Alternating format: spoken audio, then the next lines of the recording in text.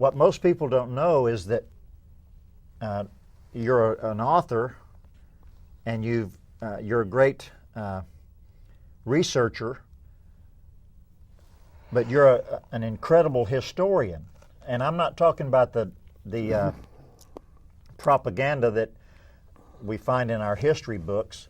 That's all propaganda, and it's the winner of whatever war or whatever writes the history, writes their own propaganda. Yeah. And but you've gone into in your studies, and this is all documented in your studies. You found out that none of our wars are really wars, are they? Oh no, they're police actions. All of the wars are police actions, even including our Revolutionary War. Yes. So there's somebody controlling. Well, they're controlling it, but they're controlling it in certain directions, because if you just look at the history books, they don't tell you why anybody does anything. It's usually money or history or some of the interest, which dictates what. And it's all money, right? It's money. It's all money, and it's the money people that are behind everything, because they stir up both sides. They stir you up against me and me up against you, and get us to fighting, and then they come to Eustace Mullins and say, we'll loan you $1,000 to go fight Jesse, and they loan Jesse $1,000. A civil war was never a civil war. It was simply a quarrel between two factions here in the United States. Who stirred up those factions? Well, the bankers stirred it up, because in 1860, Abraham Lincoln discovered that the entire country was split between two factions, the pro-slavery faction and the anti-slavery faction. Wasn't that something, even that was created? The problem was created? Oh, that was all created by the Knights of the Golden Circle. You see, the only army in the United States was the army of the government in Washington. And so when war broke out, the South had no army. So the bankers said, well, you can't have an army with just one army. So they spent millions of dollars sending a group called the Knights of the Golden Circle to tour the South and organize regiments in every village and town in the South. And so with this money, this army, they were able to start the war. It wouldn't have been possible until they succeeded. The police action, let me correct you. They started the police action, or the Civil War. Yeah, but the police action was just two groups of police fighting each other. One was the North and the other one was the South. And the South lost all their intelligentsia. Oh, yes. And all of their wealth.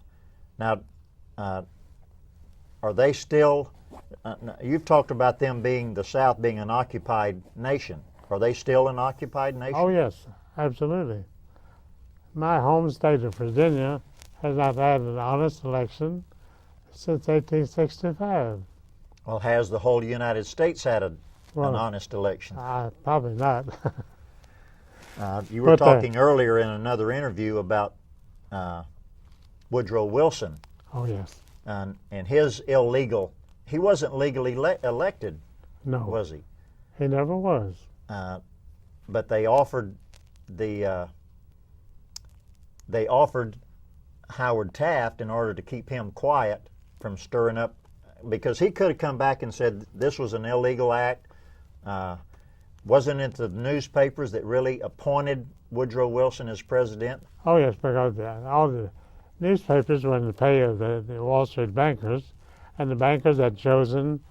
And they already had declared him the winner. Yeah. When he wasn't the winner at all. No. And then they offered Taft, the truly elected President Taft, the job of what? What was his job that they offered him? Chief counsel of Supreme Court. And he, being a true patriot, thought that he could do more good there, and he wound up with that job for 8 more years, right? Oh, yes. He did a very good job as chief counsel. And what was the reason that, who was it responsible for getting Woodrow Wilson elected? well, the National City Bank of New York, and it was owned by the Rothschild family. And they had picked Wilson as the next candidate to the Democrats because he agreed to sign the Federal Reserve Act into law. And what was the reason that they were so, that it was so important that they get the Federal Reserve Act passed? Because they wanted a central bank entirely under their control. But what was the first act that the first loan that they made? Well, it was a war loan. A war loan. A $400 million loan to England to start World War I. So the very first thing that the Bank of England bank did here was loan $400 million to the United States government, to the British government, in order to start World War I. That was the sole cause. There was no ill feeling among anyone. Had they been working for some time in order to get the Federal Reserve passed? I think for the last 300 years. What was 1885 a particular time that they? Well, 1885, the bankers looked at their account books and they said, "We're not making any money." So they needed another war. Well, Europe was at peace, so no money coming into a war, and so. Why did they pick on the United States? Because the United States had the only sovereign nation in the country, in the world. So the European nations were bankrupt. They were bankrupt. So they couldn't stir them. Wouldn't do any good to stir up Britain against Germany or vice versa. Well, they didn't have the money to mobilize. Well, actually, Germany was solvent. Yeah. And they were an industrial nation in competition with the British nation, and they were outshining the British nation, right? They left the British nation in the shade because the Germans were very industrious, and they had perfected a whole profession called machine tools. And the machine tools in Germany were the best in the world. And so they were running circles around the British, and they were facing bankruptcy. So they were worried about losing their money. Yeah. They were somewhat jealous about Germany taking the lead in the Industrial Revolution. Yes. And other factors, but primarily it was the money. It was pure money thing. So Britain was bankrupt. They couldn't, even though there was peace, and that was the reason there was peace, is because most of the nations were bankrupt in Europe. Well, Britain had looted the world to its colonies, and they had a period of prosperity. But then they came up with the Industrial Revolution, and the products were not competitive with the German products. So the Industrial Revolution was created by the bankers of the European bankers? The British bankers? The British bankers, yes. The banks of London. Yeah. Created the Industrial Revolution. Well, they inaugurated a political crusade against Germany itself, to wipe out Germany. That's what both world wars were, just a war against Germany. Were both World War I and World War II, they were police actions also, right? Yes. But weren't they really one war? Yeah. World War I. It was the same army in both wars. Was there an end to World War I? Yes. Was there an end to World War I? No, there was a cessation of hostilities, which is called an armistice. A cessation of hostilities. Yes. An armistice. They just quit fighting. They quit fighting. And agreed to quit fighting. That was that the war had turned into a stalemate. Nobody had any victory in mind. And what was the real reason that they had to shut down the supposed war? Medical progress.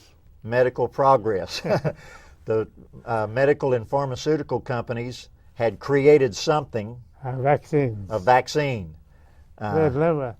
Vaccines, they created a vaccine which would eliminate every disease. Right. So, And they tried it on all the soldiers, yeah, on every side, yeah, on the British side, the American side, the German side, the Italian side. Everybody was fighting in the war.